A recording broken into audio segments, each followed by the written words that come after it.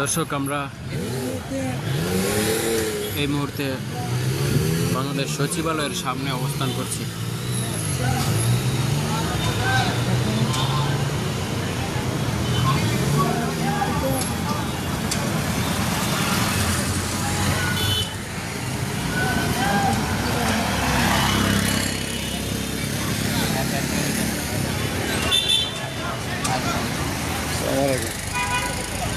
আসসালামু আলাইকুম ভাই।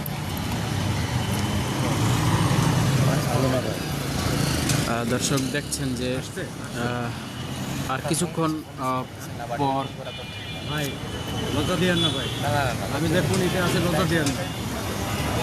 বাংলাদেশের নবনিযুক্ত প্রধানমন্ত্রী তারেক রহমান কিছুক্ষণের মধ্যেই তিনি সচিবালয়ে প্রবেশ করবেন এবং শপথ গ্রহণের পর এই প্রথম তিনি সচিবালয়ে প্রবেশ করবেন এবং সচিবালয়ে অফিস করবেন।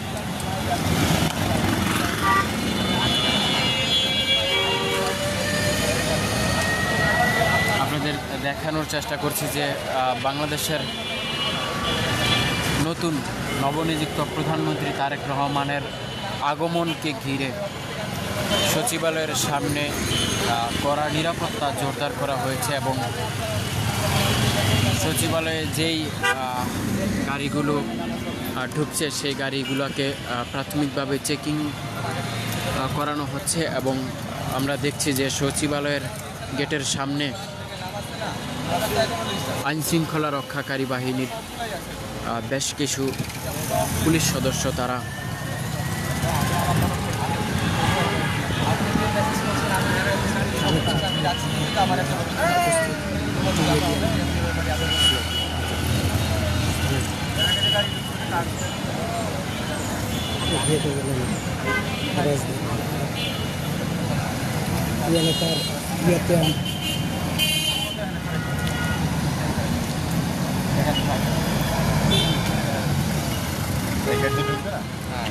তুমি এখানে খারাপ না এক নম্বর কি বিষয় কাছে জানানো দেওয়া না।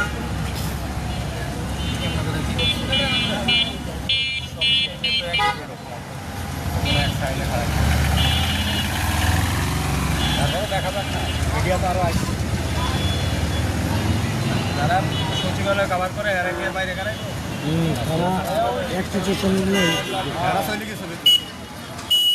দর্শক দেখছেন যে অনেকেই আগ্রহ নিয়ে দাঁড়িয়ে আছে।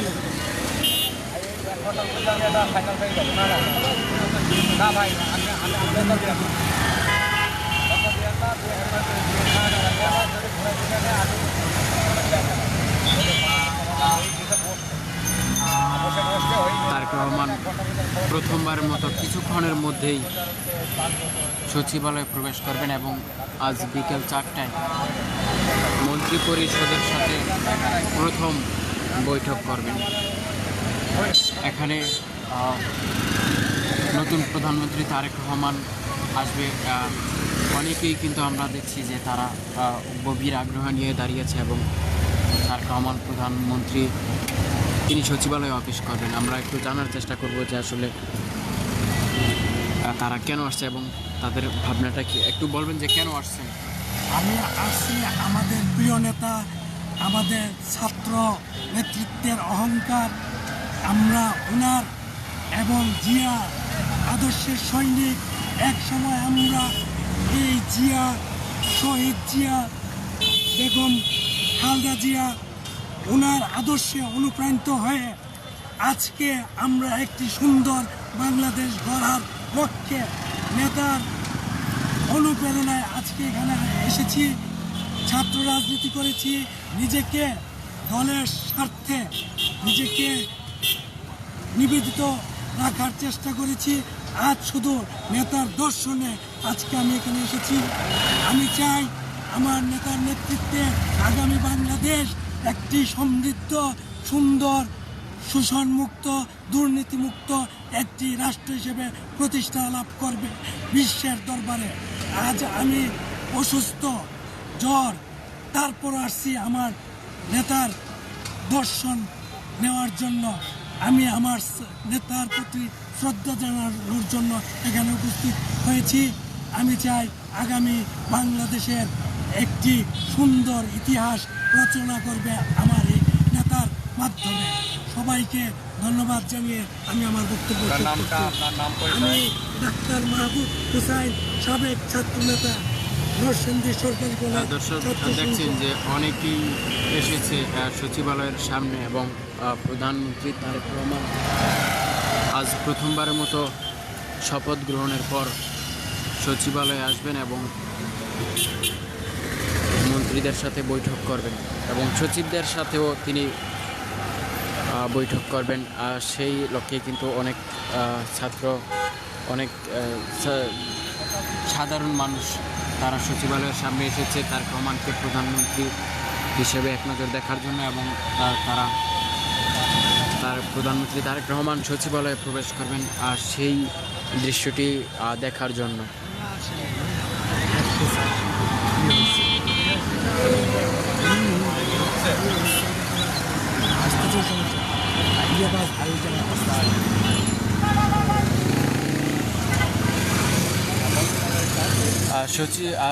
প্রধানমন্ত্রী তারেক রহমান আজ সকাল 10:30টার দিকে জাতীয় স্মৃতিসৌধে যান শ্রদ্ধা জানাতে এবং সেখান থেকে এসে মন্ত্রীদের নিয়ে শহীদ রাষ্ট্রপতি জিয়াউর রহমান ও দেশনেত্রী বেগম খালেদা জিয়ার সমাধিতে শ্রদ্ধা নিবেদন করেন। অনেকেই আগ্রহ নিয়ে আছেন যে বাংলাদেশের নবনিযুক্ত প্রধানমন্ত্রী তারেক রহমান আসবেন।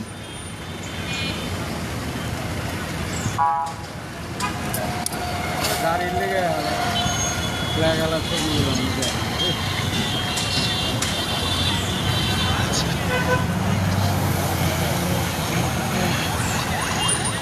আমরা দেখি যে কিছুক্ষণ আগেই সচিবালয়ের ভিতর থেকে অনেকেই ফুলের তোড়া নিয়ে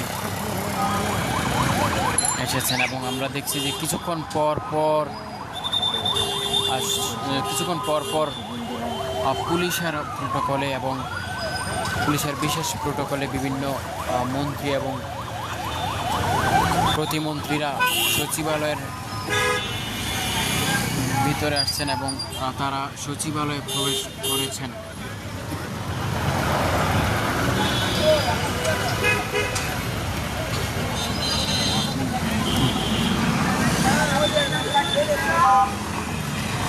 যান না, এই হাঁটেন হাঁটেন, কোন দিকে দাঁড়ান? পিছনে সামনে কুরকুর করেন। হ্যাঁ,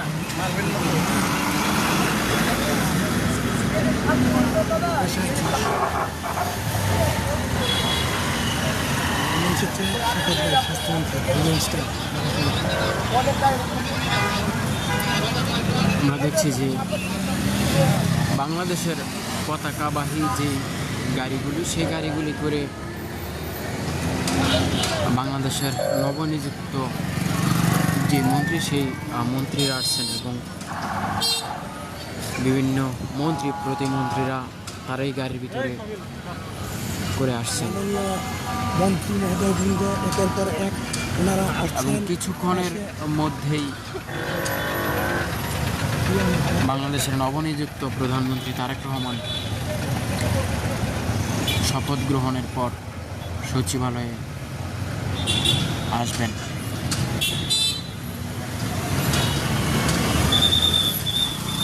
আমরা দেখছি যে সচিবালয়ের গেটের সামনে অসংখ্য আইনশৃঙ্খলা রক্ষাকারী বাহিনীর পাশাপাশি সাধারণ মানুষ দাঁড়িয়ে আছে তারেক রহমানকে এক নজর দেখার জন্য, বাংলাদেশের নবনিযুক্ত প্রধানমন্ত্রী তারেক রহমানকে এক নজর দেখার জন্য এবং তাকে শুভেচ্ছা জানানোর জন্য।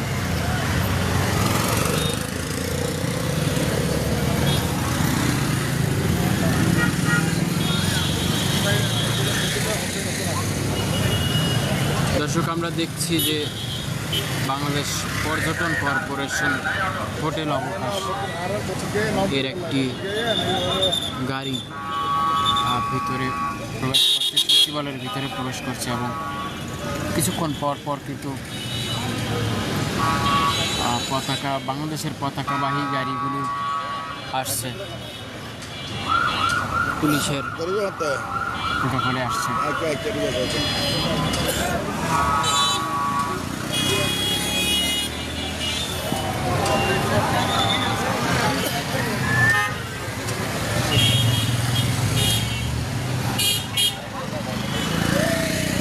দর্শক দেখছেন যে অনেক মানুষ তারা অনেক উৎসাহিত হয়ে যারা ভালো লেগে চিন্তা করতেছে।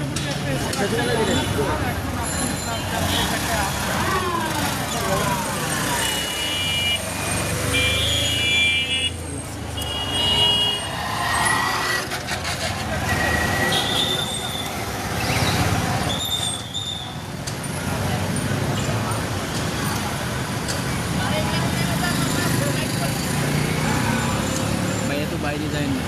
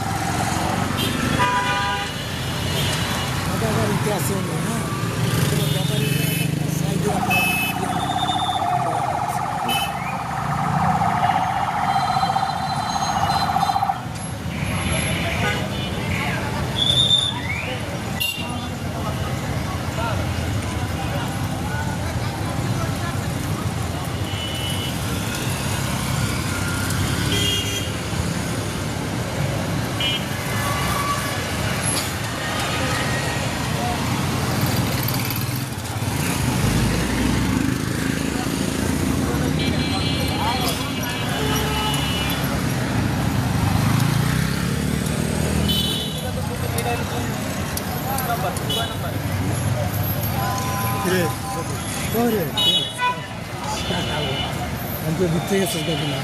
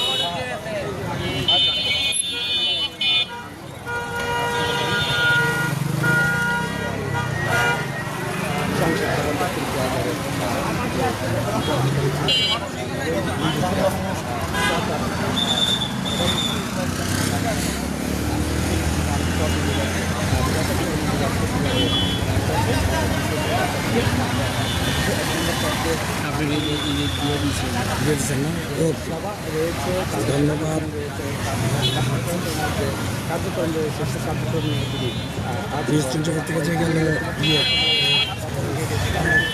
দিনকালে জীবন